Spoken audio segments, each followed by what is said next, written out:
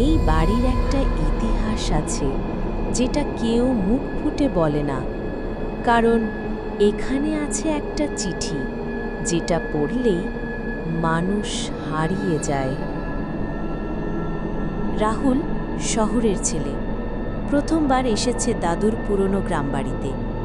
বাড়িটা যেন তার জন্যই অপেক্ষা করছিল। টেবিলের ওপর পড়েছিল একটা চিঠি, ধুলোয় ঢাকা, কিন্তু স্পষ্ট লেখা, চিঠিটা পড়িস না। কৌতূহল জয় করল ভয়কে। রাহুল চিঠিটা পড়ে ফেলল। তাতে লেখা যে এই চিঠি পড়বে আমি ফিরে আসব ঠিক রাত ৩টায়। রাত ৩টে, ঘড়ির কাঁটা থেমে গেল। ঠক ঠক ঠক। দরজায় কড়া নাড়ছে কেউ, কিন্তু বাইরে কেউ নেই। দরজার নিচ দিয়ে গড়িয়ে এলো একটা কাগজ, ছেঁড়া, রক্তে ভেজা। তাতে লেখা, এবার তোর পালা। সকাল হলো, রাহুল নেই।